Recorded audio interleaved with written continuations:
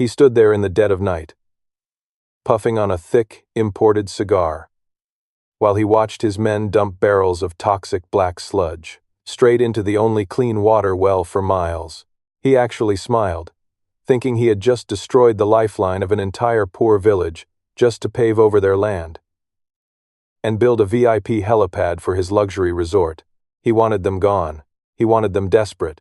But what this arrogant tyrant didn't realize was that the quiet, humble water engineer he had been desperately begging for a multi-million-dollar investment earlier that day was currently hiding right under his nose. And he certainly didn't know that this undercover billionaire was a single father who was, at that exact moment, standing out in the middle of a brutal storm, holding out his hand to help the exact same disabled girl this tyrant was trying to destroy. You will not believe how this story ends. Hit that subscribe button right now to witness one of the most satisfying, earth-shattering moments of justice ever seen in the desert. Now, let me tell you about Rose. Life had never been easy for her, but she never once complained. Years ago, during a devastating mudslide, she had risked her own life to pull a trapped neighbor from the rubble. She survived, but the trauma left her with a severe form of color blindness and a lingering visual impairment.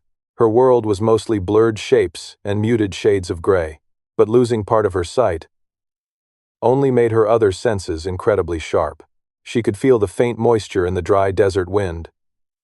Long before a storm arrived, she could taste the exact mineral balance in a single drop of water, and she used these gifts to fiercely protect her family's ancient well, the only pure water source left in the region.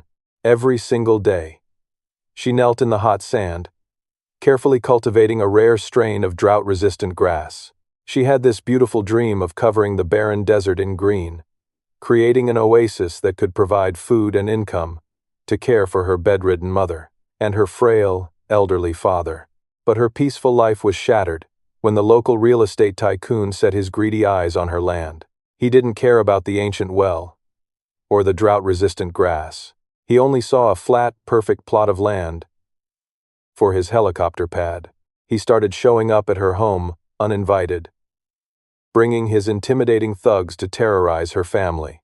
He would mock her blurred vision, waving his expensive gold watch in front of her face and laughing when she couldn't tell what color it was. He callously kicked over her fragile seedling pots, crushing months of hard work beneath his expensive leather boots. When Rose bravely refused to sign away her family's legacy, he leaned in close and threatened to frame her elderly father for a massive fake debt and throw him into a dark prison cell for the rest of his life.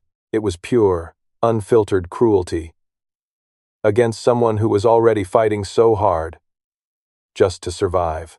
If you stand on the side of sustainable life and protecting the innocent, please comment this affirmation right now. I believe the dry desert will always turn into a lush oasis under the cool, refreshing stream of courageous kindness. Despite the tyrant's threats, Rose refused to back down, but nature was about to test her even further. Later that afternoon, the sky turned a bruised, terrifying shade of purple. A massive, record-breaking sandstorm swept across the desert plains with a deafening roar. The winds were so violent they could flip a truck, and the visibility dropped to absolutely zero in a matter of seconds.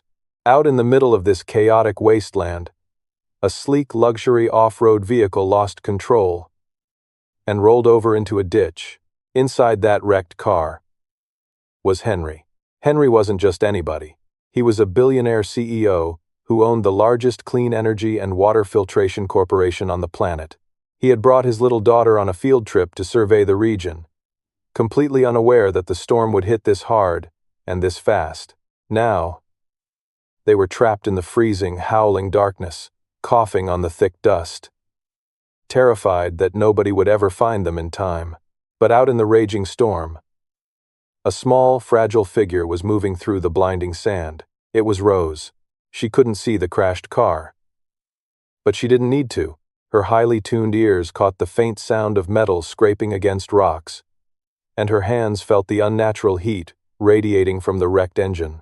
Risking her own life, she dug through the shifting sand dunes, pried the dented door open, and pulled the billionaire and his crying daughter out of the wreckage.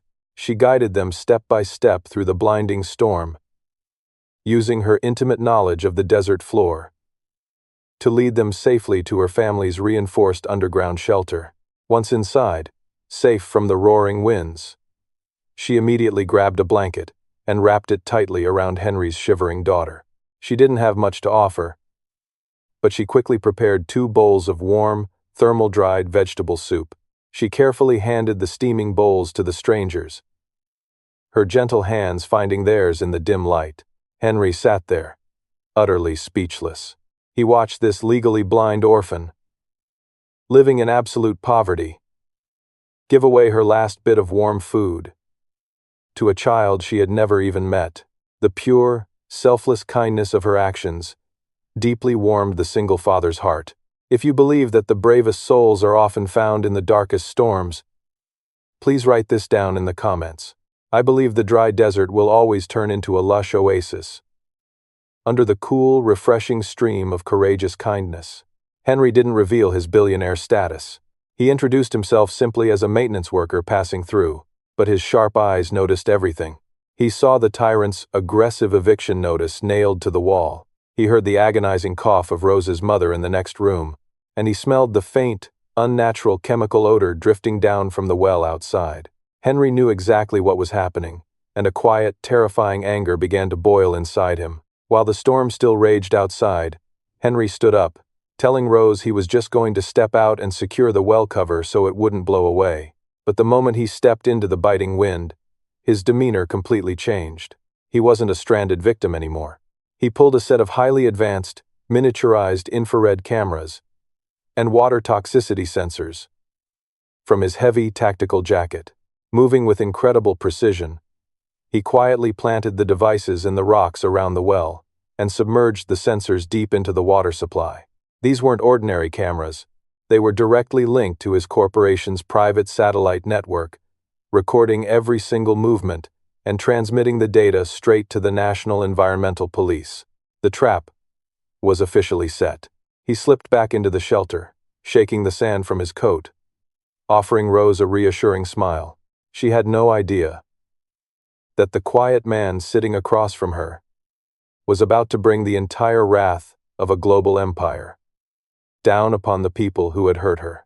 By the time the howling winds finally died down late the next afternoon, the desert sky had cleared into a brilliant, bleeding orange. The storm was over, but the real nightmare for this peaceful village was just beginning. The heavy, terrifying rumble of diesel engines violently shook the ground beneath the shelter. The local tyrant had arrived. He brought a massive, smoke-belching bulldozer and a dozen of his hired thugs, parking right at the edge of the delicate oasis.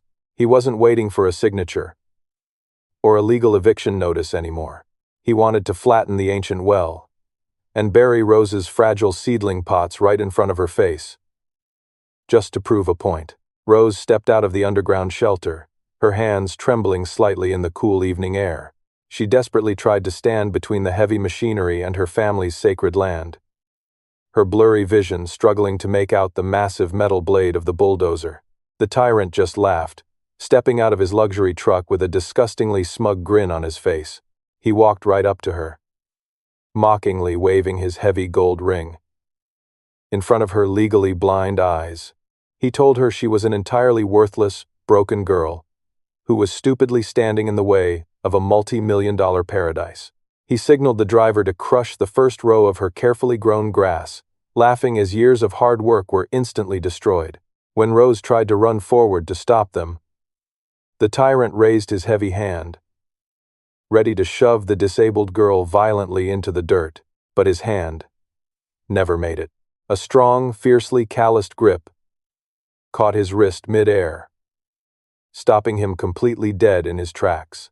It was Henry, still wearing his dusty, grease-stained maintenance jacket. The single father stepped deliberately between the trembling girl and the arrogant billionaire. The tyrant violently yanked his arm back, spitting vicious insults at the humble worker.